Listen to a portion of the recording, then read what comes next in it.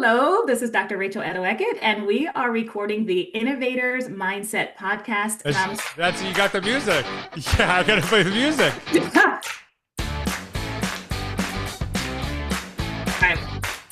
Rachel is hosting today. This is very special. This is the first time you actually the first guest host that is going to be ever to do this, and she is the busiest person I've ever met in my life. So you did a great job. Thanks for hosting. First of all, I'm super honored. I didn't know I was the first person. That makes me doubly happy to be here. Well, Thank you you. are the first person that is going live. So I've recorded other ones, but I did save Rachel to do this to be the first one, January 2026, the first Sunday episode, because I'm gonna say a couple things and then I'm leaving it up to you. I reached out to Rachel to write the forward for Forward Together, and I was very nervous to do it because there's like, first of all, I really wanted you to do it, but secondly, I know you're a current principal, and I was like terrified. You're like, this is not relevant. So I was, and then the bet. I don't know how you do this. This is just blows my mind. You are you made me feel really special that you like cheer me on, and then I see you doing it for everyone else too. I'm like, what the heck? How much energy do you have? And you're running a school and doing that too. So you didn't just do it, you enthusiastically did it, and it made me feel, and I'm very honored that you opened this book. And Dr. Paul Romanelli, who is featured in the book and one of the inspirations, and I was telling you this before, he read the book and all he could talk about was how perfectly you set up the intro. And I'm like, what about me? Oh, What about me? Did I do anything good? He was so, he gave me some compliments too, but he was so complimentary of you. So thank you so much for writing the forward. Thanks for hosting the podcast too. So I will step back, and now it's all you. well, thank you, George. And, I believe very strongly in this book. You know that. It was an honor, first of all, to receive a call from you to ask to write a forward. I'd never written a forward before. So, Really? yeah, never I have don't think it's been. I don't think it's your last one. That's what my guess. I think I have some in my future.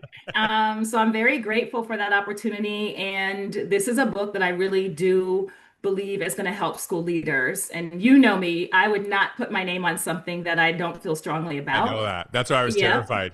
you know. That's why I was terrified. And I really do truly love this book for so many reasons, but the main reason why is because as school leaders, our jobs are increasingly complex. And I think that we're at a time where we need some guidance and some direction from leaders who are doing it well, who are navigating new spaces in different ways and in innovative ways.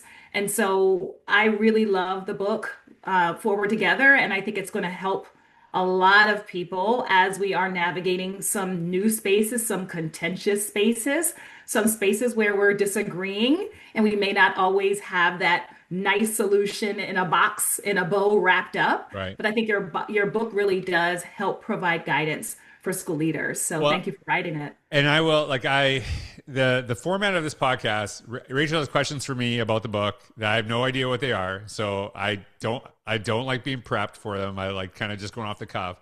But I will read what one of the things that you shared that really meant a lot to me. You wrote in the forward, "Why should every educator read this book? Because it reveals the truth about the beauty, complexities, and possibilities of school leadership. It will challenge you to re-examine how you show up, how you lead through hard things, and how you measure your impact. In the process, it will help you remember why this work still matters, maybe now more than ever." And that paragraph, like that, just made me feel really appreciated, because I think a lot of times and I think one of the shifts for me in writing this is that I think a lot of the contentiousness that we see in schools, we're so focused on the problem that we don't necessarily see that we are the solution. And Yeah. that's why I think you did such a great job, is really how people are the solution to a lot of these, things that are problems. And are we focused on that or just all the issues? Right. And Yeah. so you did such a good job in that. So I did Thank want to you. yeah. And I'll say one last thing. You said schools change when leaders grow and develop. And, I've seen you grow tremendously, even though you're like awesome when I first connected with you. And I was like, you're still getting better.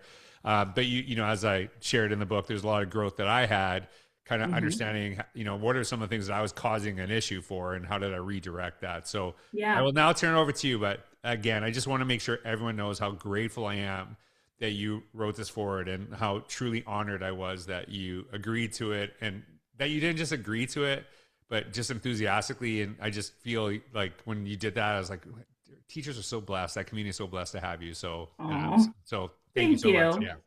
I really appreciate it. And I do have some good questions Okay. for you today that we can explore so that the audience can hear a little bit more about your motivations for writing the book, what we want, what you want leaders to walk away with as a result of the book, and then just some future planning. What do you see as Sure. a result of this book? So the first question I have for you is was there a moment personally or professionally that really motivated you to say that now is the time to write this book? What made You you know, realize that? yeah, and I talk about it in the book is that I this is a conversation, like about some of the conflicts that the schools are having, but I think it's not just that. It's when you're trying a new initiative, right? And maybe your staff isn't excited about it or wants to do it and things like that. So, and I think being in your role and the role that I've had over the years in education and now, basically being an outsider that connects with schools and does a lot of work and sees a lot of different viewpoints, it really, I've always like kind of like, how do you get people to embrace new opportunities and see some of those things without like manipulating them? Because I think Hmm. there's a way you can actually do that as well, but really where they have true ownership over the process. And what about the communities that are struggling with some of the contentiousness that are happening? And as I, shared kind of in the opening, the the it's a problem we all know exists. And it's funny because I don't think there's an education book on it, and that's why I'm really proud of this. I don't think there's an Hmm. education book specifically because this is not just a leadership book. It's like about a very specific thing. But it was that a teacher from Paul Romanelli's school district that showed a really incredible way that the school district, and he wasn't a part of it. He was just so proud of something his district had done, bringing in students to bring in the community and to encourage the community to basically have their fingerprints all over the vision of the school. And it just clicked for me in a second, even though this has kind of been something I've really been thinking about over the years.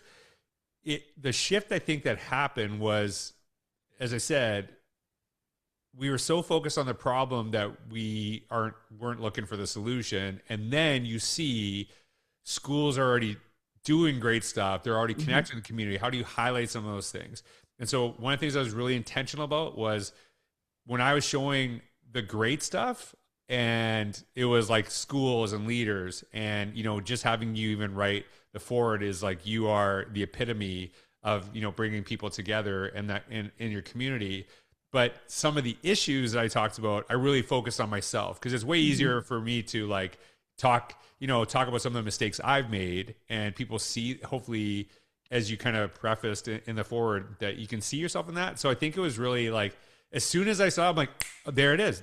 I got an idea. And then that was it. It was probably, I can't remember the exact date I reached out to you, but I think maybe it was in July. Like that book Yeah. did not exist in my mind July 1st. It did not exist in my mind. I saw that tweet. The book was done 2 weeks later. And like I said, I've been kind of percolating on this, but there's no book. I was never thinking about writing a book until I Hmm. saw that solution. And then you wrote the forward right away. And I was Yes. like, wow, this is done already. So, we have to go through the editing process and all that other stuff and, kind of revisiting some of the things. But yeah, I think that it was not, hey, we need to focus on the solution, but also that their school's already doing great stuff to bring people Hmm. together, to, build community, and that's how you make some great stuff. So I think that was the moment where things really shifted for me. I love that it's a process and that Yeah. it's not going to necessarily, be a one size fits all, but as you Mm. are looking at different districts and seeing what have been able to do and how we can uplift that, amplify it, have Totally. schools replicate it, that's a beautiful way to bring this together. So I appreciate you lifting that up. My next question is around culture. So Mm. how can schools and organizations create cultures where disagreements aren't always seen as negative, right? How Right. can we create those opportunities for growth and learning instead of seeing those disagreements as threats? Well, as I served as a principal as well, and I'm sure you do this as well in some way your own. But people will complain about things no matter what. They'll always complain about stuff, but I'd rather them do it to me than in the Yes. parking lot.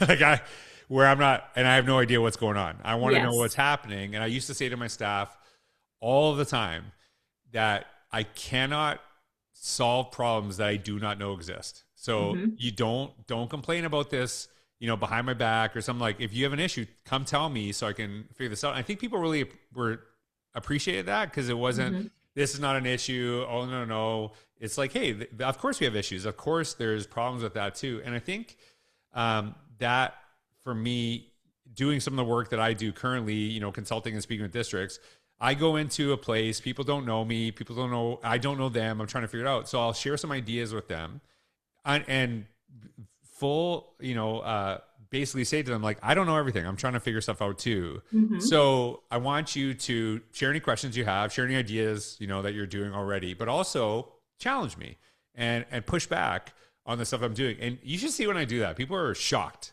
because they're Hmm. not used to someone coming in saying, challenge me. And I think it, some of the best learning I have had in my career is when someone said, well, you haven't thought about this. And I was like, I haven't. And it is one of the things that I talk about in the book is that scale between insecurity, confidence, and arrogance. And that, you don't want to be on the insecurity, arrogant. And we all have that in Hmm. some spaces for sure. But the confidence is like, I'm very proud of the work that I've done, but it doesn't mean I can't grow still. And Sure. I have no issues. Like someone saying, no, I don't agree with you on that. Like explain this to me and tell me where I'm wrong. So I think, as school leaders and, basically anyone in the profession, to assume you're always right kind of negates the idea that we are in a learning organization, right? You should Agreed. continuously grow. So Yes. I think it's better to invite it in than for it to fester somewhere, become so Hmm. big that you can't deal with it later. Like deal with it early rather than deal with it as it gets bigger. Because when those complaints go into the parking lot, then the group gets bigger and bigger and bigger. And then all of a sudden, a problem you did not exist that was very small becomes huge. So I'd Hmm. rather invite it in, deal with it, look for that feedback, and just being, having the humility to say, like, you don't know everything. Like, Yeah. there's so many people that, there was a story told about a teacher that I worked with who I took a different approach. And then I realized like how amazing of a teacher she was. And I was negating what she was really good at, Hmm. focused on what I wanted her to do. And that was a huge shift for me.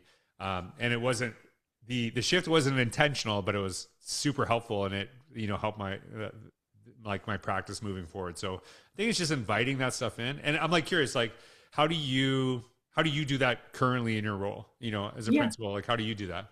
Well, I'm glad you brought this up because one of the things that I have been doing now for the past 11 years as a school administrator is giving my staff anonymous feedback forms and having just open-ended questions to say what's going well, what Yeah. do I need to improve upon, where are my blind spots, and is there anything else you want me to know?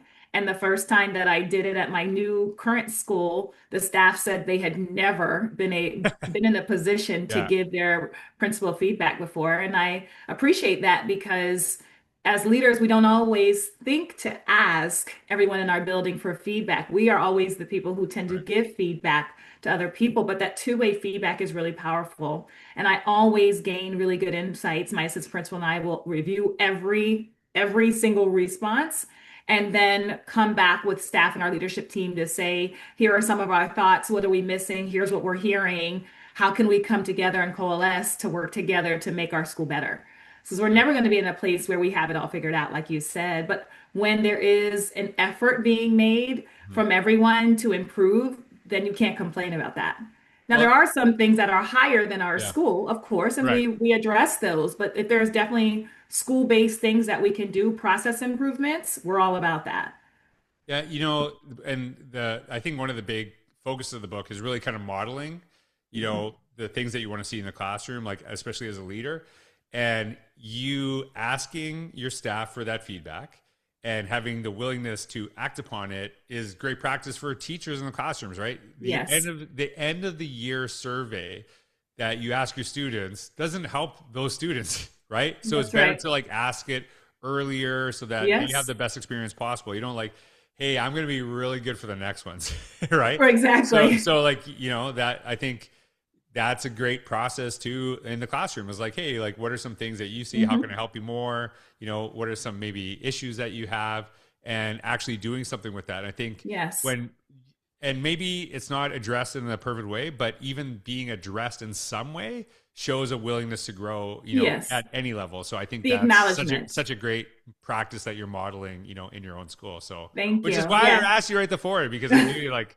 this is you live and breathe this stuff. So I appreciate it. Yeah, then we do it every the Yeah. 100 days. So Yeah. that is usually in mid-October. And that's a great time because the newness of the school year has like rubbed off a little bit Right, and right. we see a little bit, more issues starting to come up and that's a perfect Smart. time to course correct and make some adjustments right there. Love it. And so my last question is around polarization. Yep. And so as polarization continues to grow, and I'm someone who believes we are frontline workers, Yep. we tend to hear from all sides as school leaders. We hear from students, we hear from our families, we hear from our staff members, we hear from districts, we hear from our state level. There's a lot happening. We hear from the Yep. federal level. And so, what gives you hope that leaders can still bring people together amid all of the polarization that's happening right now? I know this is going to sound like I'm bragging about you, but people like yourself, right? I Oh, think it's people that are in leadership positions that tend to focus on knowing the importance of serving community, listening to people.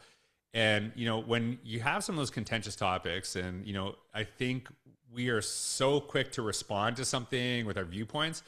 And it's really important to me that you just kind of sit back and it's not, there is, and there was one story, and I'm gonna share a little behind the scenes where you were like, I don't know if I like this story, and there's a swear at me. And I'm like a little, maybe I went a little bit further than you would have went, but I would never even write the swear in a book, right? Because I don't feel I would comfortable doing it. never do that. Right, but you're like, I don't even like the asterisk because I can tell what it Yeah. is, right?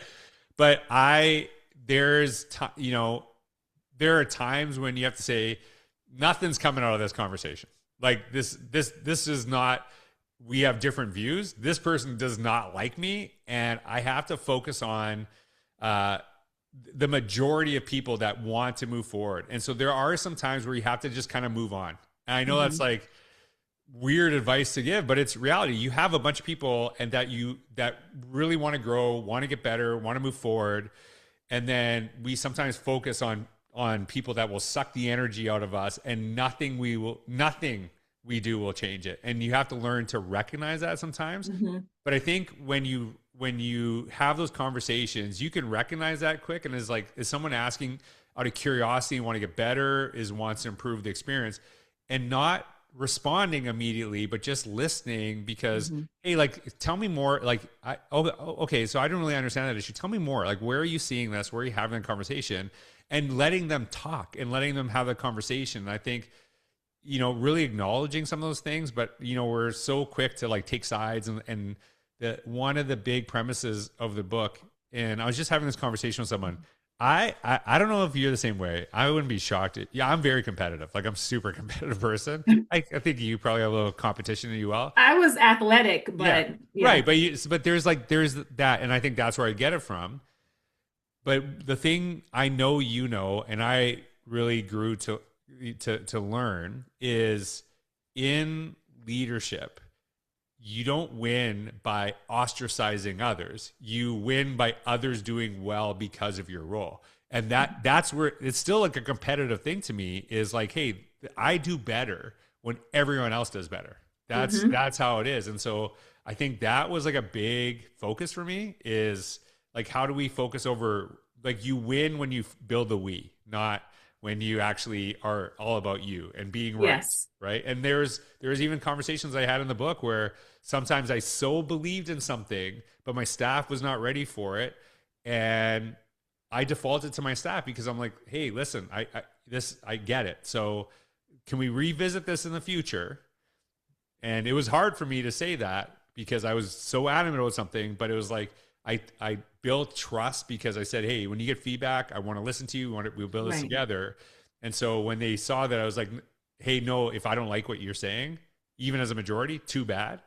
Is like, hey, sometimes I gotta step back too. And Yeah. I think it is, building that community. So I know I'm sure you have thoughts on that too, on how you do that as well, Yeah. because it is really, you know, sometimes you really believe in something and the person you're sitting across doesn't necessarily do that, but you got to Yeah. kind of And figure out how you can move forward.